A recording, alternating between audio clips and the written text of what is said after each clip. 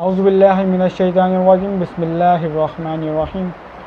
میں ہوں اسامہ شیخ اور آپ کو اپنے چینل کے اندر خوش آمدید کہتا ہوں۔ دوستوں، آج کی اس ویڈیو کے اندر میں مخاطب صرف اور صرف ریاست وقت سے ہوں۔ ریاستی ادارے بالخصوص پاکستان کی معزز عدلیہ، پاکستان کی باوقار فوج، پاکستان کی بااعتماد پرزور اور پاکستان کی باصلاحیت انٹیلیجنس اداروں سے ہوں، پاکستان کی عوام سے ہوں، صدر علی وقار سے ہوں اور وزیر اعظم صاحب عمران خان صاحب سے ہوں۔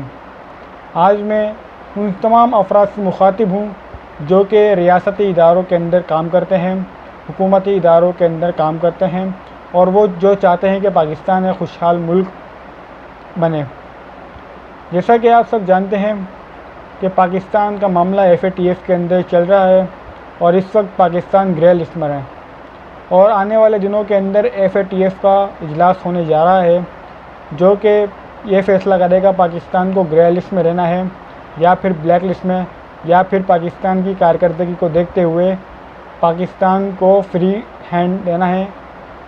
دوستوں، گزشتہ ایک مہینے سے پاکستان کی فضا میں فرقہ وارانہ نسلی تعصب کو فروغ دینے کے لیے بیرونی ایجنڈے کے اوپر فرقہ وارانہ فسادات کو ہوا دی جا رہی ہے، جس کی پہلی مثال 2 محرم الحرام کو دیکھنے میں آئی، جب ایک بلوچ نوجوان کی شہادت پر ماوی صفدر نامی ایک لبرل خاتون کا ٹویٹ آیا جس میں جناب عیسیٰ علیہ السلام کی شان اقدس میں گستاخی کی گئی۔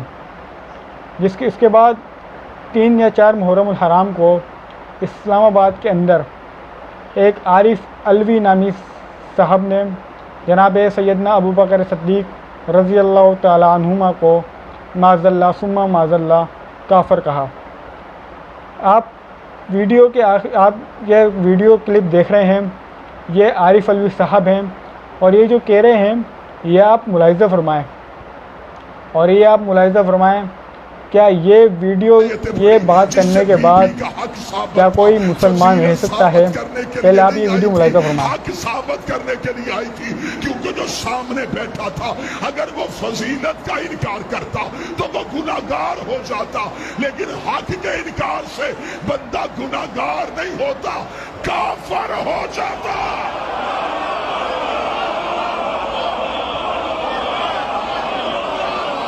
تو ناظرین، یہ تھی عارف علوی صاحب جو کہ شیعہ مکاتب فکر سے تعلق رکھتے ہیں اور ان کے ایک اہم ذاکر بھی ہیں۔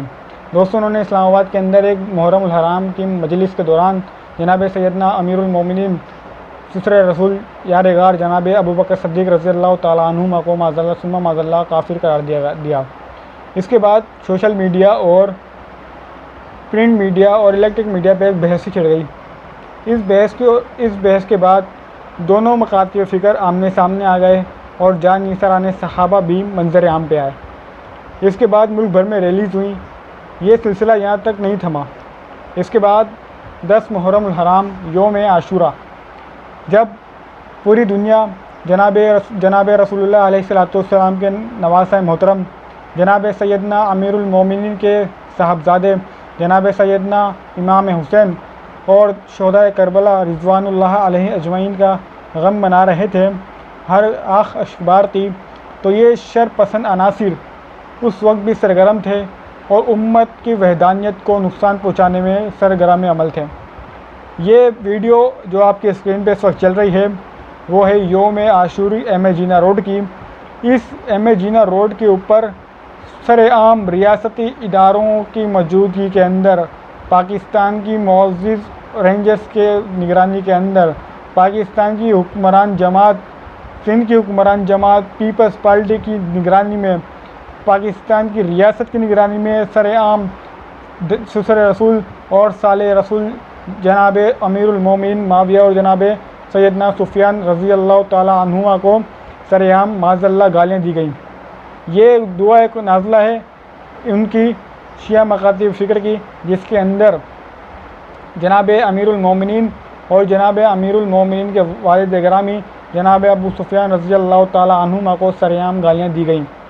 یہ ویڈیو آپ کی نشر آپ کی اسکرین پہ چل رہی ہے۔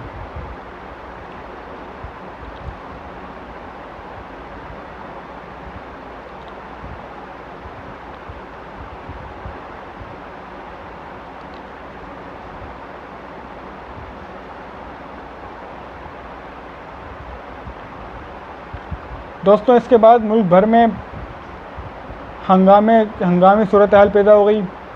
تمام عاشقان صحابہ، عاشقان رسول کا دل کو ٹھیس پہنچی، اور پاکستان کی 99% عوام، پاکستان کی وہ عوام جنہوں نے ہمیشہ پاکستان کے آئین کا احترام کیا، جنہوں نے پاکستان کے فوج کا ہمیشہ دفاع کیا، جنہوں نے پاکستان کی ہر طرح کا نظریاتی اور سیاسی طور پہ دفاع کیا، دوستوں ان کے دلوں کو ٹھیس پہنچائی اور پوری امت کے کو ایک یعنی کہ للکارا کہ سر عام ان مقدس شخصیتوں کو گالیاں دی گئیں.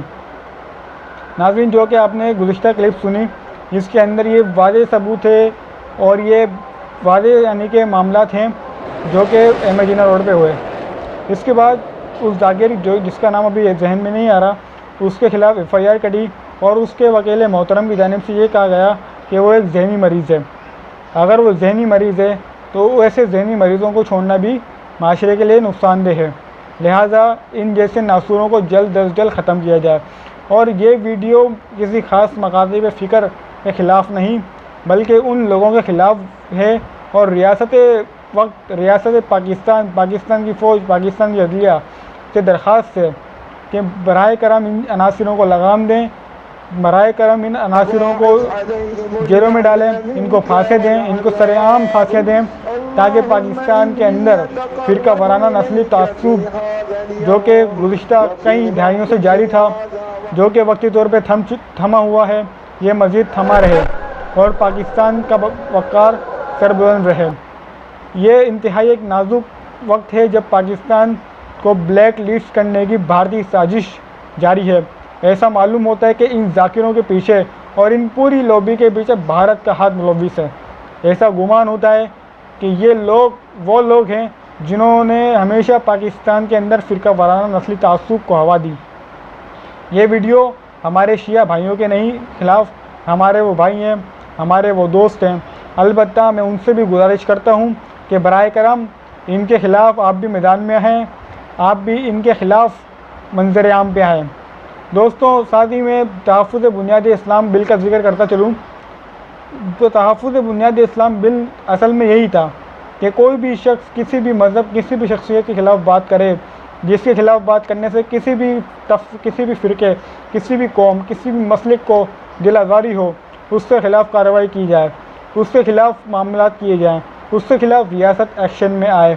اور ان کی کتابوں کے اندر اگر کسی بھی نبی، کسی بھی فرشتے، کسی بھی صحابی، خواہ وہ سیدنا علی بن ابی طالب رضی اللہ تعالی عنہما ہوں یا جناب امیر المومنین سیدنا عثمان رضی اللہ تعالی عنہما ہوں یا پھر سیدنا امیر المومنین معاویہ ہوں رضی اللہ تعالی عنہما، ان کے خلاف کوئی بھی بات کرتا ہے تو ان کو سرعام یعنی کہ لٹکایا جائے، ان کو قانون کے مطابق سزا دی جائے. لیکن بدقسمتی سے یہی خاص طبقہ یہ سمجھنے لگا کہ ایسا کرنے سے ہمارے کو یعنی کہ آئسولیٹ کیا جا رہا ہے، ہمارے نظریات اور ہمارے مذہب کی تشہیر بند کی جا رہی ہے. یہ معاملات محرم الحرام سے قبل ہیں. اگر یہ معاملات ہو جاتے ہیں تو یقین مانیے پاکستان کے اندر کافی موقع ملے گا کہ فرقہ وارانہ فسادات کو روک سکیں. اب تک کے لیے اتنا ہی. ویڈیو کے آخر کے اندر وہی ریاست وقت سے اپیل، پاکستان کی فوج کے سربراہ سے اپیل، پاکستان کی عدلیہ سے اپیل اور پاکستان کی MI سے اپیل کہ براہ کرم پاکستان میں امن و امان کی صورتحال کو برقرار رکھا جائے اور پاکستان میں امن و امان بھائی چارگی کو فروغ دیا جائے. اس کے لیے فضا قائم کیے جائے اور بھارت سمیت تمام دشمنان پاکستان کو لگام ڈالی جائے اور ان کے مضمون عزائم کو خاک میں ملایا جائے. پاکستان کی عوام، پاکستان کے نظریے سے محبت کرنے والے عوام آپ کے ساتھ ہمدم ہر وقت کھڑی ہے. اب تک کے لیے اتنا ہی. اللہ حافظ و ناصر. الحمدللہ.